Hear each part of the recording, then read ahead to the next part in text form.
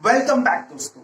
पिछले सेक्शन में हमने इलेक्ट्रोलाइटिक सॉल्यूशन के लिए conductivity, molar conductivity, cell constant इन टर्म्स को डिफाइन किया और इनके फॉर्मूलेस डिस्कस किए। Now let us see experimentally how do we determine conductivity of a electrolytic solution and the molar conductivity of a electrolytic solution. Conductivity और molar conductivity experimentally find करने के लिए हमें एक इक्विपमेंट का जरूरत पड़ेगा which is known as conductivity cell. Conductivity cell is a device which is used to measure the conductivity and molar conductivity of a given electrolytic solution. ये जो कंडक्टिविटी सेल है इसमें हमारे पास एक ग्लास का प्लेट रहेगा, ट्यूब रहेगा. We have a glass tube which is shown here. ये बाहर की तरफ है हमारे पास, that is a glass tube. ये ग्लास ट्यूब के अंदर हमारे पास दो वायर्स है जिनसे दो प्लैटिनम प्लेट्स सस्पेंडेड है. We have a glass tube और उस ग्लास ट्यूब के अंदर we have two suspended wires and we suspend two plates which are made up of platinum as shown in this diagram. उन plates का area है A और distance between two plates है L. ये कुछ इस तरह का मैकेनिज्म होगा हमारे पास. जैसे दो प्लेट्स है हमारे पास, we have one plate of area A, we have another plate of area A. इन दोनों प्लेट्स को हम लोग सॉल्यूशन में सस्पेंड कर देंगे. The distance between plates is denoted by L. Area of the plate is A. अब ये जो हमारे पास कंडक्टिविटी सेल है इससे हम किसी भी सॉल्यूशन का, इलेक्ट्रोलाइटिक सॉल्यूशन का कंडक्टिविटी मेजर कर सकते हैं. तो we will take that solution in a beaker whose conductivity we have to measure. तो हमारे पास ये एक कंटेनर है, इसमें हम वो सॉल्यूशन डाल देंगे जिसका हमें मोलार कंडक्टिविटी या कंडक्टिविटी फाइंड करना है. Now we will dip a conductivity cell in this solution. ये जो ग्लास का ट्यूब है और दो वायर सस्पेंड करेंगे और दो platinum plates of area A suspend करेंगे. ओके, अब ये जो प्लैटिनम प्लेट्स है they are coated with platinum black. Platinum black का पाउडर का कोटिंग होगा ओवर दिस प्लेट्स. दोनों प्लेट्स पे हम platinum black coat करेंगे. Okay, and this coating is done by chloroplatinic acid. ये जो हमारे पास प्लैटिनम प्लेट्स पे प्लैटिनम ब्लैक का कोटिंग करना है that is done by a reaction of chloroplatinic acid. Okay, now first of all we have to remind ourself the terms we discussed in the previous section. जैसे एक term हमने define किया था cell constant. Cell constant हमने देखा था it is length dimension upon area. Okay, तो length मतलब डिस्टेंस बिटवीन टू प्लेट्स और area the area of the electrode plate. इनका जो रेशियो है that is the physical formula. एक हमारा कैलकुलेशन वाला तरीका है सेल कांस्टेंट फाइंड करने के लिए. डिस्टेंस बिटवीन टू प्लेट्स देखेंगे, एरिया ऑफ इलेक्ट्रोड देखेंगे, दोनों का रेशियो लेंगे, that will numerically be equal to the cell constant. That is a constant for a given conductivity cell. चाहे अंदर कोई भी solution रहे, cell constant का value constant रहेगा because it depends on the length, which is the distance between the two electrodes, and the area of the plate of the electrode. Okay, तो इसीलिए cell constant constant रहेगा for a given conductivity cell. अब हम लोग ये cell constant experimentally भी find कर सकते हैं. Experimentally find करने के लिए हमें B is equal to KR, बकरा हम लोग ने याद किया था. B is equal to KR, ये फॉर्मूला यूज करके हम एक्सपेरिमेंटली भी ये वैल्यू फाइंड कर सकते हैं. Okay, where B is cell constant, K is conductivity of the solution, R is the resistance of the solution. Okay, तो ये हम लोग फाइंड करेंगे 3 स्टेप्स में. तो let us first look at the first step which is using the physics principle of Wheatstone bridge. Wheatstone bridge principle सबको याद ही होगा. For balanced Wheatstone bridge, we have the ratio of resistances R1 upon R2 equals the ratio of other branch resistance R3 upon R4. R1 upon R2 equals R3 upon R4.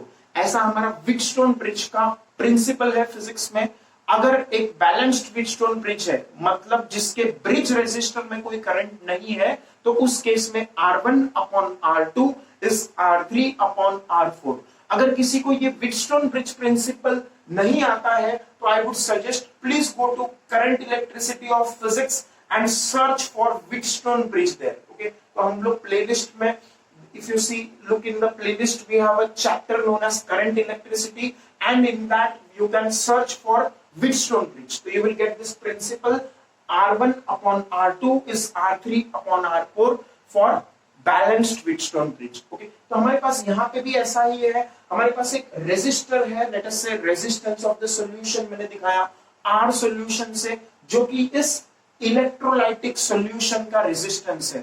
मैंने एक जो beaker लिया है उसमें electrolytic cell डाला है, उस solution का जो रेजिस्टेंस होगा, I have denoted by the symbol R subscript solution.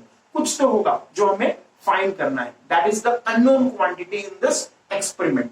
तो R सॉल्यूशन मैंने यहां रखा है, this is the resistance of the solution. और हमारा व्हीटस्टोन ब्रिज प्रिंसिपल क्या कहता है, हम यहां से गैल्वेनोमीटर लगा दिए हैं, गैल्वेनोमीटर में हम लोग ये P point null deflection point है। You can use this galvanometer, and this galvanometer has a jockey, and this jockey we slide over this wire AB. Wire AB के across the length of wire AB, we will slide this jockey till we get a null deflection point. कोई तो एक point P आएगा जो कि नल deflection point होगा, मतलब उस पॉइंट पे गैल्वेनोमीटर में से कोई करंट नहीं होगा। So we can say that the galvanometer current for null deflection point is 0. तो यहाँ पे 0 करंट आएगा, गैल्वेनोमीटर का रीडिंग 0 हो जाएगा। तो उस केस में we can say resistance of solution upon resistance of wire AC is equal to resistance X, जो कि known resistance है। This is a known resistance, कुछ तो होगा जो हम कैलकुलेशन कर सकते हैं, ये हमें पता रहना चाहिए। ओके, तो Rx हमें एग्जाम में दिया रहेगा, या वो लैब में जहां हम काम कर रहे हैं वहां पे वो रेजिस्टेंस पता रहेगा, 10 ओम 20 ओम इट विल बी मेंशन। और R solution upon resistance AC is equal to Rx known resistance upon resistance BC. Okay, R solution upon RAC is equal to known resistance Rx upon RBC. ऐसा हमारा Wheatstone bridge principal है।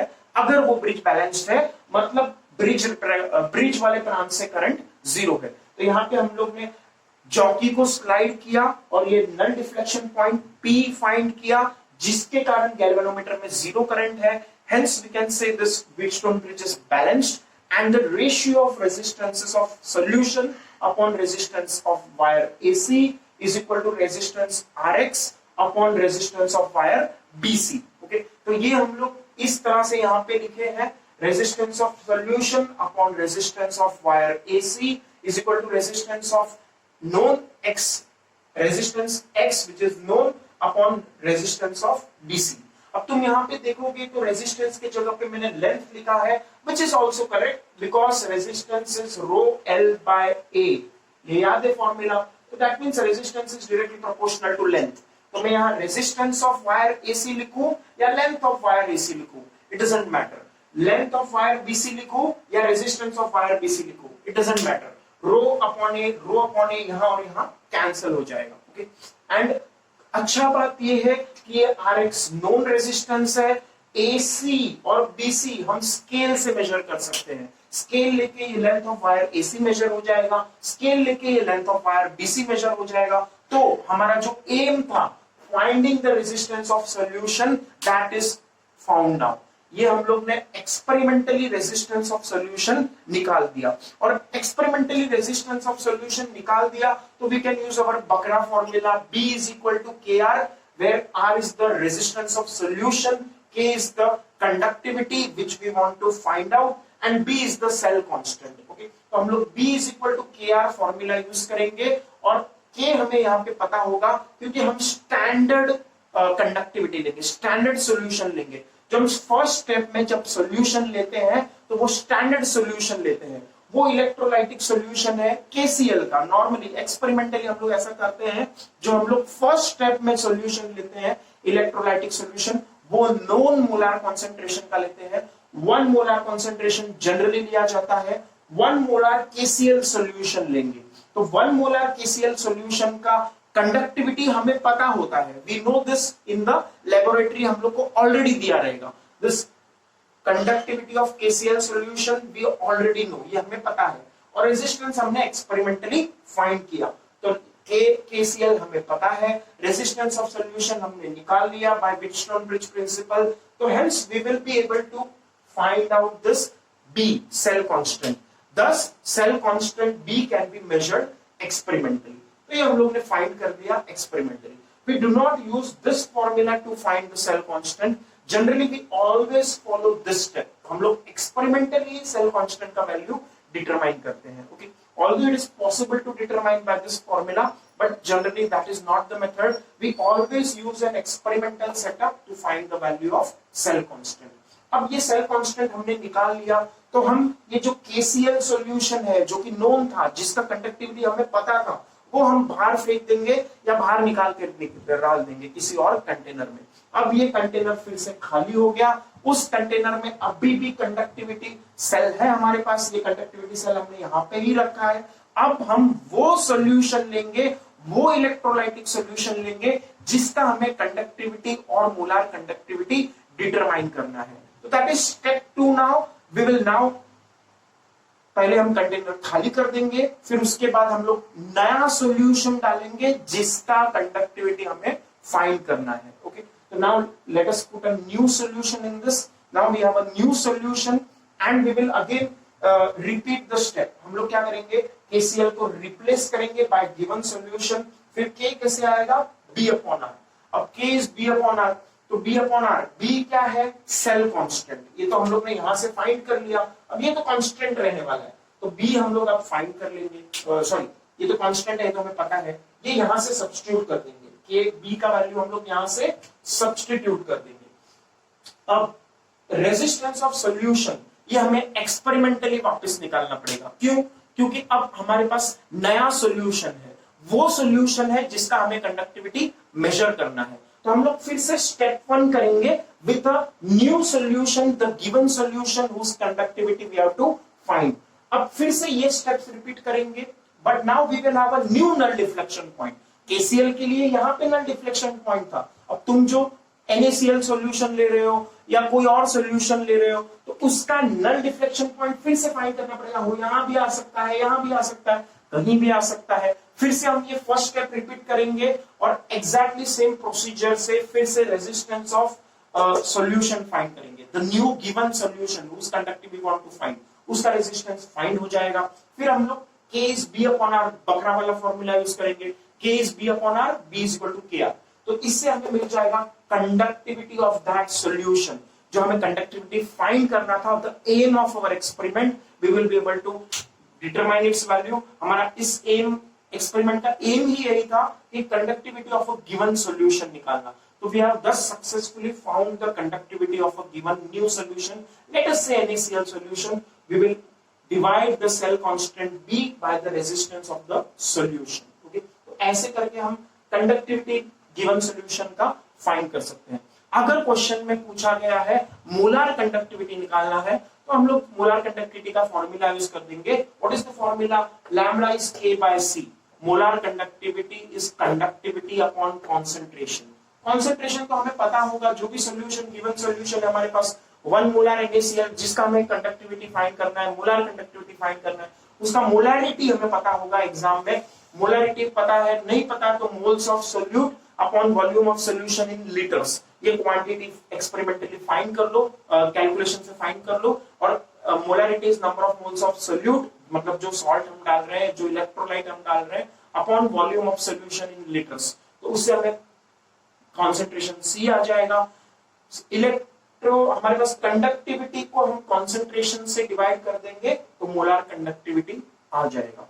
और अगर मान लो volume of solution litres में है, तो हम ये फॉर्मूला यूज करेंगे।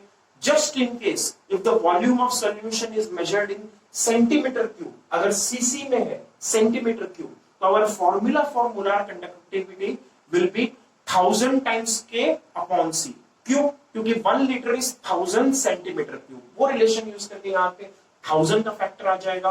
तो molar conductivity is 1000 K upon C.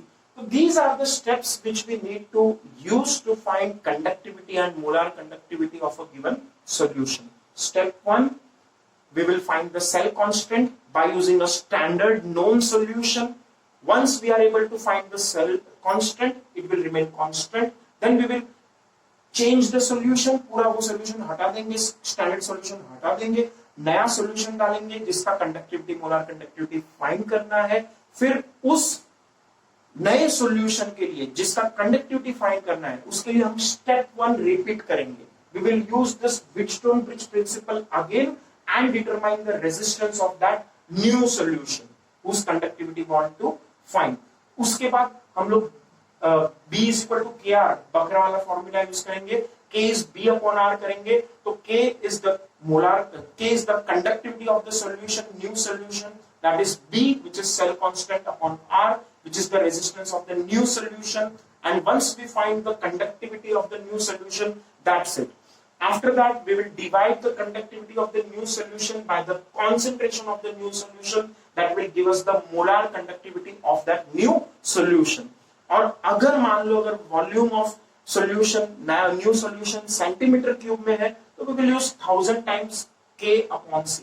This is the procedure to find conductivity and molar conductivity of an unknown solution by using the conductivity cell.